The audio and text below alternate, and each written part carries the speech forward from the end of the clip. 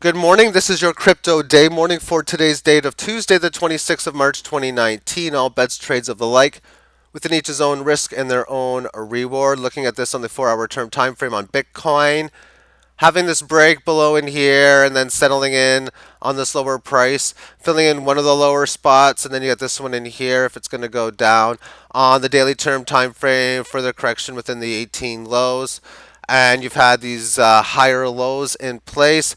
But I also see this as in lots of resistance at 4100 after every point. We have a good move here, which made lows not seen in quite some time.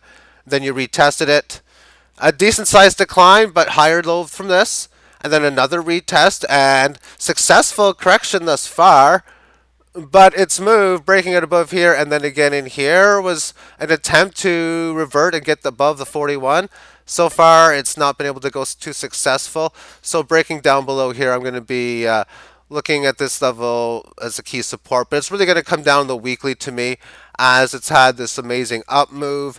Then it's corrected through side, one leg lower there after that. So within this 18 average, I see that if it's unable to hold what's really a rectangular range between 41 and right now it hasn't been supported much, but the low isn't at 31, only for 3 period test really. However, if it's unable to hold this 18 average of lows, which is basically sideways, neutral, and flat, then that's not going to be a good story, and there's going to be another leg lower. Getting out above this, I'm expecting there could be a very fast move to the next key resistance at around 6,000. Aid coin is just wild to say the least, as it continues to show an amazing move. The look on this, when you're viewing this from the 18, to me is phenomenal. As I like how it's having this nicely rising 18. We get these little higher lows. You can draw trend lines in here. But the pattern of this market just making these line moves up, resisting high and coming back down on many a days is quite common, and that's where you put your sell orders in. You're able to buy back at oftentimes within the day.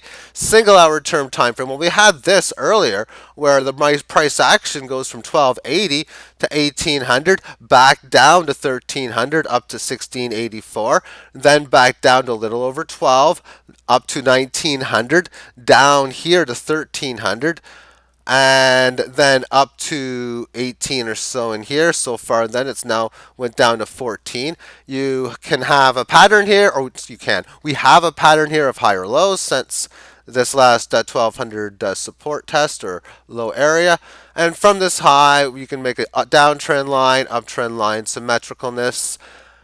Hey, it's going to break to one side or another. Breaking out of this, you'd have to expect that price action on the daily term time frame is going to get back within this 18 average, and most likely at minimum come down to about 1288. But if this thing has more steam for big moves, you know it's got the potential for a very nice large line maybe coming in the future. What number will that line be near? 2,500, 3,000, 4,500? Well, if it happens, time will only tell. Let's go over theta next. And it's another interesting moving chart to say the least as well. We're looking at the entire daily on the Binance spot, which went up in here, decent sized decline. This very interesting November 30th day where it gave it all back so fast. And this time the rally has been more sustained, taking several days, holding and staying above these areas that it hasn't seen in quite some time. But in the more recent point, it's a right shoulder missing head and shoulders. For you got the left shoulder, the head, and dysfunctional right shoulder in here, I suppose. And from this, we can see 3,000 has been big support, but it's now breached it through. Yesterday's session was down 7%. So far, down just 2.5% today. But probably looking as if it may go down a little bit further, especially when the short-term analysis is supporting such. You pretty much can get a tell that it does, because what do we see in today's session? We see, well, it's at the lows. That's one thing of note. But it also has this line, which means it did resist a little bit intraday. Can we see more short term? Oh, yes, we will. 4 hour, well, we can see that this line come into play, even this one in here a little bit as well. They're both very important for what ended up happening. 1 hour, we can see that this line, the first one was this here, where the price action managed to attempt to get above the hourly. Wasn't able to do so. Came back down and showed much weakness at the 18 lows, showing 4 periods and such. Didn't break down. In fact, it actually did the opposite. It broke out, but a failed breakout. Got above this level of resistance high. It did immediately amongst the hour. Give it back. Not get above the highs. Have a lame ass green candle rally after the big red one, and then 3 layers, 3 individual decent sized reds down. One at 8.84%, one at 1 1/3, and one at 0.5%. For an hourly time frame, those are decent sized moves. 15-minute time frame, we can see in here, big size move, and then it just instantly has been rejected. When you have these moves going down like this for the first red candle, I mean that's if you're looking at it from just this perspective here, that it's not an uncommon situation to have that. But you know, when it happens, that it's just very important to hold somewhere around here at 27 low. So how well did it hold 27 low? Well, originally it supported it here, but then it resists it, comes back down and it supports it after resisting it, and there's your weakness amongst the 18 lows, your breakdown. It does seem as if we're going to have further decline coming into today. Oh, wait a second. No, the price just went up to 26.72. I thought it was going to go down. I'm kidding. You probably, yeah, forget all that anyway. No, I do think that this is probably going to come down at least a little bit more into this deeper congestion area to the mid 2000 areas as well. And when we take a look at this from a weekly perspective, we got the 18 average of lows still in at about 2,100, obviously piercing below that to the even 2,000 mark, and even going deeper than that. If we do support where it resisted, that's even lower. Here, here, here, and here. And that general area is about high 1700s, even low 1700s, and deep into it would be about high or mid 1500s. And those are definitely potential areas that can come into play. I would rather it go, if on this correction, down to 1500 and then go higher than I would to go to, say, 2000. But that's only because then I can sell what I sold at 2000. If it goes down to 2000, I won't be able to do that. And the Raven coin, it's wild as well too. I have no access to mine because it's on Cryptopia. Hopefully soon I should have access to it. But this was a spot where back on January the 14th, that's when Cryptopia had the situation coming into play. So at that point, I had these coins that were worth about 350 Satoshi. Tripling that would be a little over 1,000. Quadding that would be where we are. So the value of what I have should be 4 times higher when and if I get it back. And I do really should be saying when, but you never know in this business. And amongst such, they've been saying, they as in Cryptopia, that they've expected late March, early April to be opening. And this is what they've been saying well over a week ago.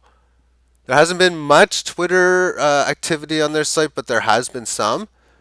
They have been very slow in a lot of their step-by-step processes, but step-by-step, if it all works and everything's functional back in the relative near term, then to me everything is going to probably work out relatively fine. But this is a market that has had just a phenomenal run. Its early signs of volatility using the weekly is just a move high, a move low, and a move high, and that's it so far, at least on this time frame.